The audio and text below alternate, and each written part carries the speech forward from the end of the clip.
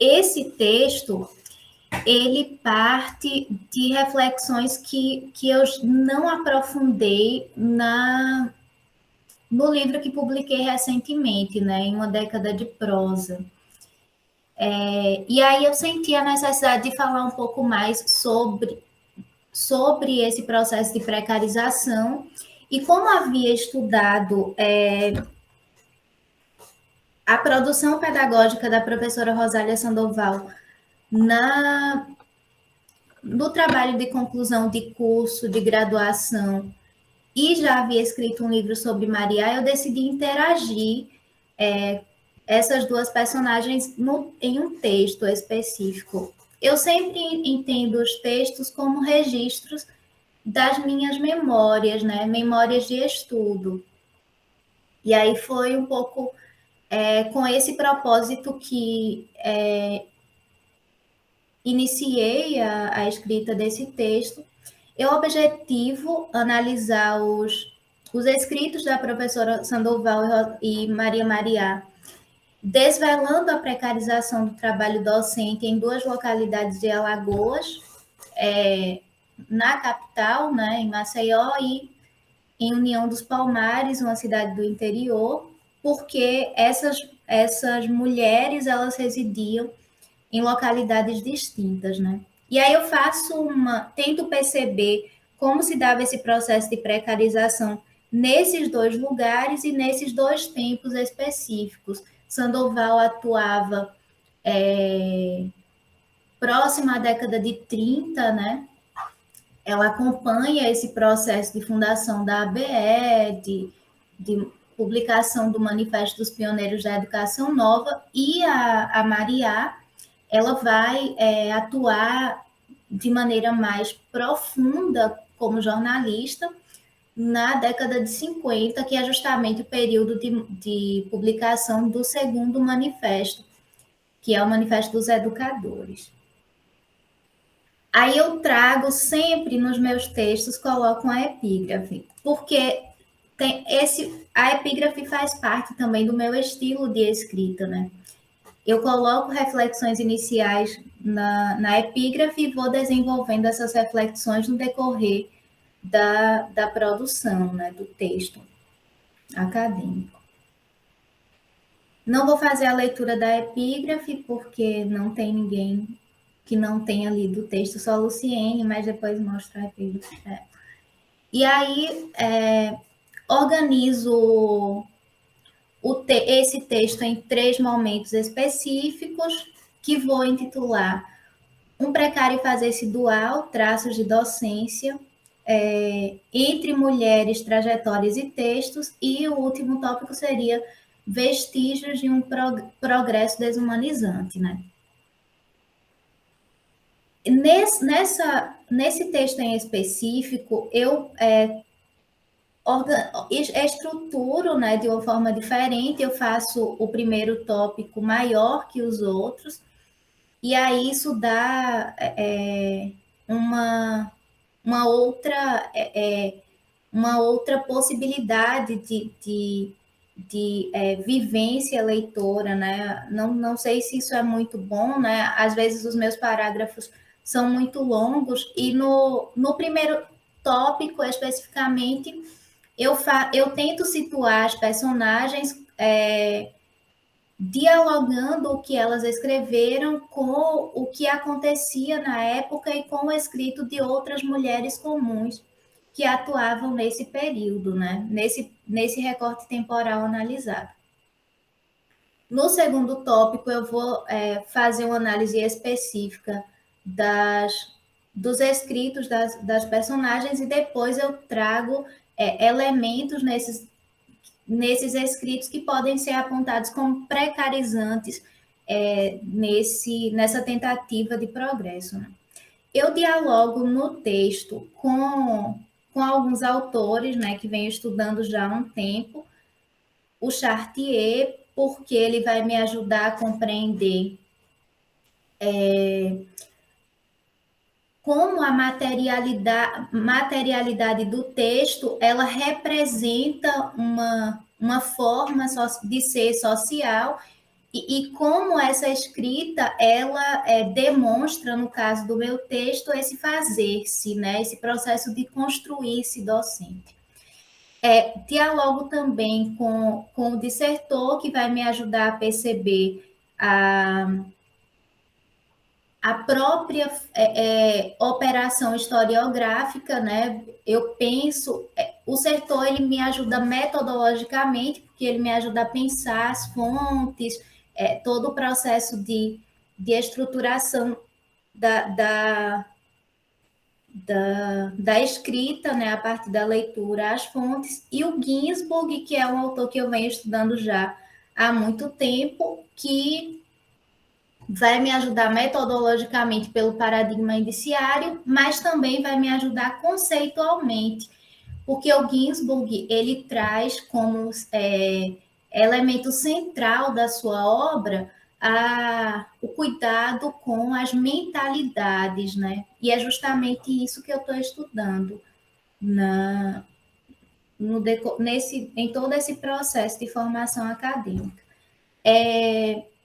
Carla Pinsky também vai me ajudar tecnicamente, né, com os autores que ela coloca lá na obra, que organizou, porque eu trabalho nesse texto com vários tipos de fontes, né, com fonte literária, com a fonte jornalística, com os manuais pedagógicos, de maneira superficial, mas trabalho. E aí essas pessoas vão me ajudar.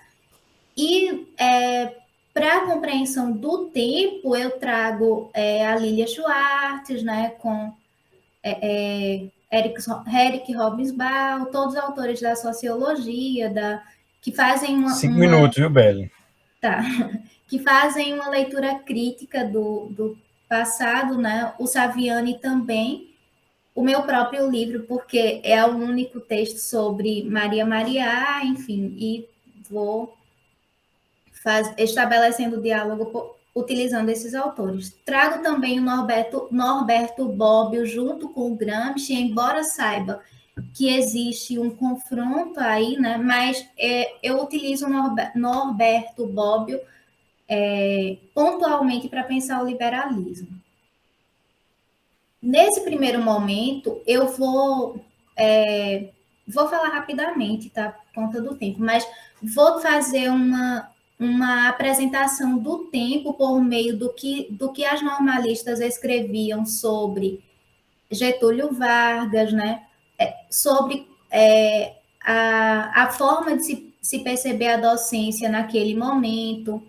Vou trazer reflexões sobre a culpabilização que se fazia a docência pelos inspetores escolares e vou fazer esse contraponto, né, entre o que acontecia na década de 30 e o que passou a acontecer na década de 50. É como se a vida dessas mulheres ela fosse sofrendo essas transformações junto com os manifestos.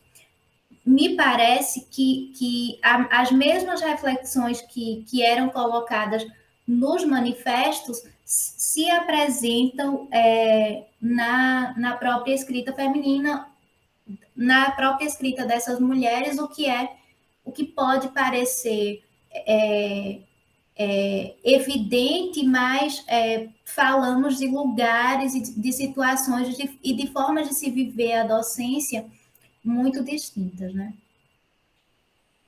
E aí, nesse segundo tópico, mostro especificamente como a Sandoval ela pensa de modo diferente, né, da Mariá. Vou estabelecendo o contraponto entre os escritos dessas personagens. Um ponto que diferencia as duas é que a Sandoval ela traz uma escrita que coloca contra a própria condição, né? Ela vai falar para marginais, marginalizando. Veja, quando ela em um dos contos, esse é apenas um dos escritos dela, ela vai falar sobre vai responder uma pergunta, né, sobre a existência da fome, né, da mendicância, e aí ela diz que isso precisa existir mesmo, né? Porque é isso que estimula as pessoas a buscarem, né? A trabalharem. Então, é o oposto do que a Maria pensa. A Maria vai fazer inúmeras críticas a essa percepção da realidade, né? E aí, quando vamos para o Manifesto de 50, existe uma crítica ao Manifesto de 30. Foi um pouco esse movimento, né? É um texto muito imaturo. Mas no último tópico, eu vou falar sobre os vestígios de um progresso desumanizante, né? Vou trazer como a democracia como a ideia de democracia ela é frágil, né, dentro dessa percepção liberal de sociedade. E o Saviani já fala isso há muito tempo, né? Como ela mantém as pessoas marginalizadas e compactua com a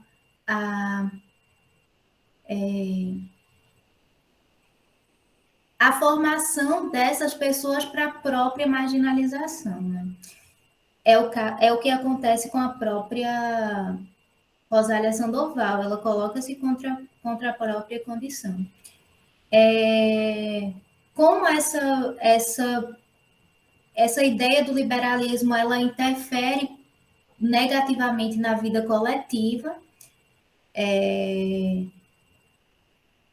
e como esse progresso precarizante e desumanizante, ele está muito ancorado nesse abandono também das ideias do marxismo, né? Porque o próprio Saviani vai fazer essa análise.